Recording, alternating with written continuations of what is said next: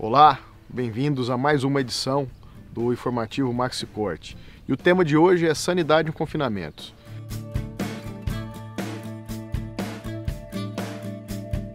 E falando de sanidade em confinamentos, não podemos deixar de fora o complexo respiratório bovino, né? A famosa pneumonia, né? Mais comum, conhecida aí nos confinamentos do Brasil afora.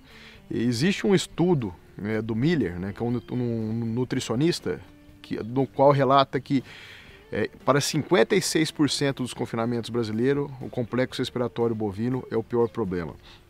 Também existe um outro estudo conduzido por Vecchiato Ortolani, onde se encontrou lesões pulmonares em 12% dos animais abatidos em frigorífico.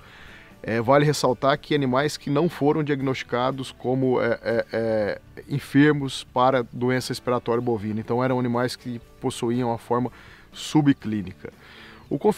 Há muito tempo se pensou que a doença respiratória bovina, né, a pneumonia nos confinamentos brasileiros, não era um grande problema, e sim era um problema nos confinamentos americanos em função do tipo de gado, do clima, né, do inverno mais rigoroso.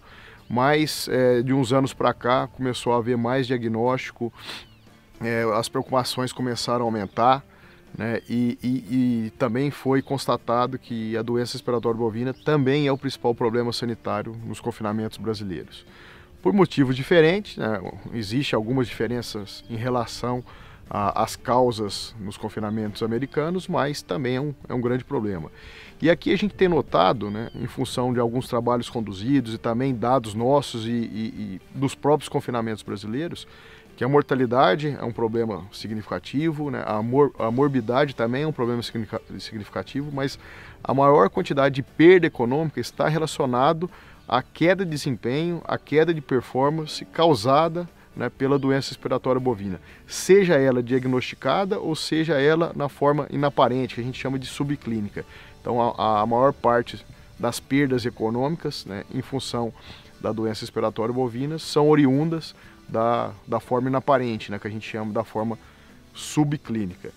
E o que está relacionado com a doença respiratória bovina? Lógico, são os agentes causadores da doença, né, vírus e bactérias, né, o vírus da IBR, BVD, PI3, né, BRSV, e também três principais bactérias, a Mannheimia hemolítica, o Staphylococcus aureus e a Pasteurella. No Brasil, o mais importante agente de todos, constatado e diagnosticado, é a Mannheimia. O Staphylococcus é uma causa crescente e sempre também as causas virais estão envolvidas nesse processo. E o que mais está envolvido com isso? São situações desafiadoras, né? Seja ela de poeira, amplitude térmica e também, né, nesse momento que a gente está entrando no inverno, não é muito comum, mais comum nesse dia de hoje, onde a gente está gravando, barro, né? Também é uma causa, vamos dizer assim, situações desafiadoras dentro do confinamento, né, que atrapalham o manejo e causam estresse dos animais. E a gente chama de fatores desencadeadores. Todos eles são fatores geradores de estresse, que no caso de hoje aqui é o barro, no caso daqui uns dias a gente poderá voltar aqui nesse mesmo confinamento e constatar que vai haver muita poeira, pois estamos entrando no período seco, né? Transporte por longos períodos, mudança drástica de dieta, mudança de hierarquia. Então a gente sabe que os lotes são feitos tentando padronizar o peso de entrada dos animais, então há mistura de lote, então há uma briga por hierarquia dentro daquela baia, dentro daquele lote, que é outro fator gerador de estresse. Existe uma mudança drástica de dieta, os animais vêm do pasto, podem até passar por um período de adaptação, mas já entram numa dieta de confinamento, que é uma mudança que gera também um fator estressante para os animais. E todos esses fatores desencadeadores, que são causadores de estresse, né, deixam o animal numa situação muito estressada. O animal estressado, né, aumenta o nível de cortisol, né, no sangue, e o nível de cortisol mais elevado, ele causa uma imunossupressão. Então, o sistema imunológico do animal, por um período de adaptação que a gente considera os primeiros 28 dias, as primeiras 4 semanas, ele está abaixo do que ele poderia desempenhar numa situação normal, né, onde o animal não estivesse estressado. E é principalmente nesse período, né, nas primeiras 4 semanas, que existe a maior parte das ocorrências de doença respiratória bovina dentro de confinamento, chegando a concentrar em torno de 80% das ocorrências diagnosticadas, né, nesse período. A gente fez uma necrópsia desse animal. Vocês podem observar que o pulmão está totalmente danificado, né? A gente pode ver que tem ocorrência de consolidação pulmonar em quase 100% da área. A gente também tem uma área de aderência muito grande. Tudo isso em função da doença respiratória bovina, né? Do complexo doença respiratória bovina. Esse é um animal de aproximadamente 40 dias de coxo. Ele veio de perto, né? Aproximadamente 40, 50 quilômetros aqui. Então, não foi um animal de alto risco, não foi um animal que sofreu muito estresse de transporte. A doença respiratória bovina, ela é causada por vários fatores desencadeadores, né? Poeira, estresse, transporte, oscilação de temperatura. E nesse caso especial, esse animal pegou um período de chuva relativamente grande nesses últimos dias e uma inversão térmica muito forte. E quando a gente observa esse pulmão, a gente consegue ver que não é uma doença que ela veio ocorrendo, não é um caso que ocorreu nos últimos 2, 3, 4 dias. Né? Por essa lesão pulmonar, né, por essas áreas já consolidadas, a gente observa que é um caso que ele vem há algumas semanas. Né? Podemos dizer aí que pelo menos há 2, 3 semanas e que levou esse animal a óbito. E além disso tudo, né, o que a gente pode observar aqui também? Esse animal veio a óbito, mas existem alguns animais que são curados ou através de tratamento ou também autocura, né, o sistema imunológico. E dependendo do nível, né, do grau dessa enfermidade, o quão aguda ela está, os efeitos colaterais desse caso muito agudo são muito parecidos a esse que a gente vê nessas imagens. E o animal sobrevive, ele vai até o final do confinamento, só que ele tem uma queda de performance, uma perda de performance muito grande. A gente tem alguns estudos americanos que dizem em torno de 150 a 180 gramas e alguns estudos brasileiros nesse mesmo patamar, de 120 até 180 gramas, né, de desempenho a menor, ou seja, o animal deixa de ganhar em torno de 120 a 180 gramas por dia. Isso vai custar dinheiro lá na frente, né? O pecuarista vai deixar de ganhar, né? O confinador vai deixar de ganhar. Isso a gente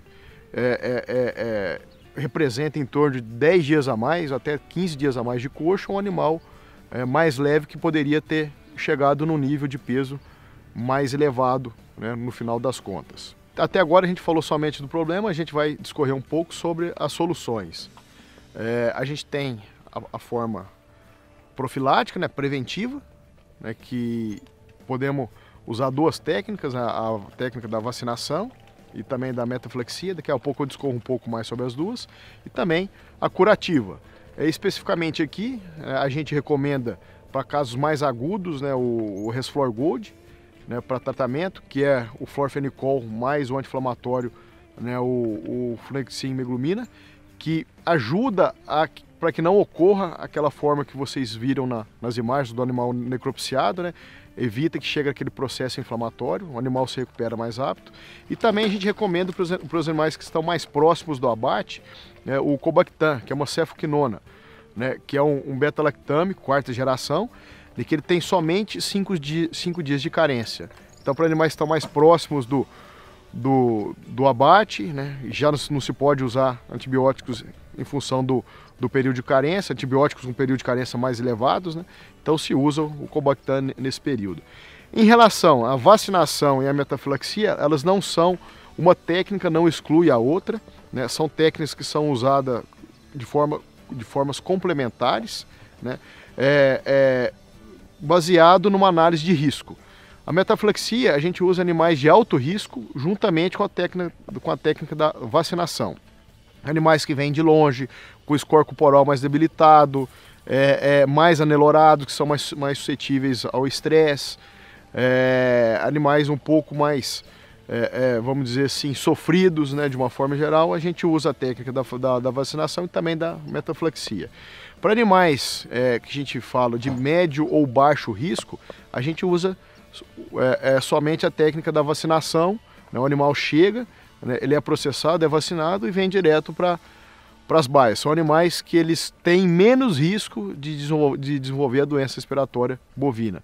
Só que nesse caso a gente tem uma ressalva, a técnica da vacinação ela tem que ser feita corretamente, ela tem que ser feita conforme manda a bula, ou seja, dose e reforço, para que o animal tenha uma resposta imunológica correta, né? Tenha uma resposta imunológica que produza anticorpos suficientes para que se evite a doença ou que o animal manifeste uma doença de uma forma mais branda.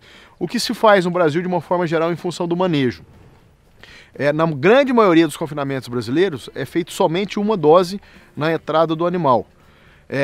E sob um estresse tremendo, estresse de transporte, estresse de processamento, estresse de mudança de lote, estresse de mudança de dieta. E como eu disse para vocês, né, agora há pouco atrás, todo fator estressante é imunossupressor, então deprime o sistema imunológico. Esse sistema imunológico vai começar a responder de uma forma correta só quando o animal já tiver, como vocês estão observando aqui, já estiverem mais adaptados. Então, por isso que existe esse grande acúmulo de ocorrência nos primeiros 28 dias, né? Em função dessa queda, né? Dessa baixa do sistema imunológico, da imunidade do animal. No caso da metaflexia, o que é metaflexia? Né? Para explicar para vocês. Metaflexia é um processo preventivo feito com antibióticos de longação, né? Que tentam prevenir esse gap vacinal, né? Esse período sem resposta vacinal, e proteger o animal nesse período crítico dos primeiros 28 dias. Nós temos o Zuprevo, né, que é um antibiótico de longa ação, que ele foi desenhado, ele foi desenvolvido justamente para metaflexia, né? Ele tem 28 dias de ação no tecido pulmonar, que ele fecha exatamente o período crítico dos 28 dias e é a mais longa ação no tecido pulmonar do mercado. Então ele é adequado para esse tipo de processo. O que a metaflexia tem de interessante em relação ao processo vacinal?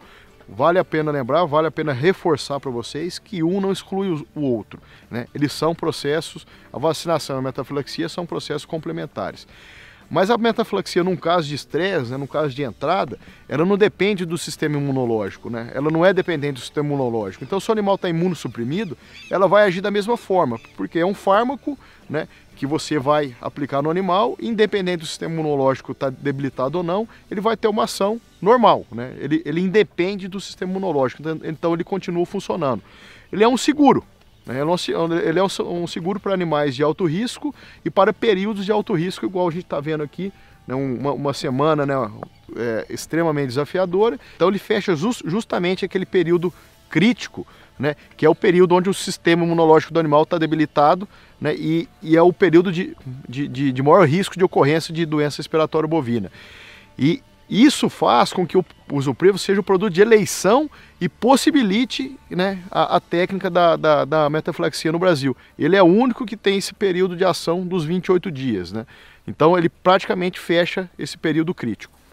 A gente sabe que o confinamento é uma atividade de risco, onde o sucesso pode estar nos pequenos detalhes. E um desses detalhes, que é mais relacionado à sanidade, é a doença respiratória bovina, que é o principal desafio sanitário presente em um confinamento. E a MSD, como empresa inovadora que possui o Zuprevo, né, que é um medicamento que mais se adequa para a aplicação da metaflexia, da prevenção da doença respiratória bovina através da metaflexia e aliado, né, ao conhecimento técnico de nossa equipe de campo, né, prestando serviço, auxiliando, avaliando o grau de risco, os grupos de risco, né, de riscos desses animais, desses lotes que chegam no confinamento, pode fazer o uso correto da técnica e determinar e ser determinante entre o lucro ou o prejuízo dentro da atividade. Isso sim são os detalhes que podem determinar entre o positivo e o negativo dentro de uma atividade de confinamento. Muito obrigado e até a próxima.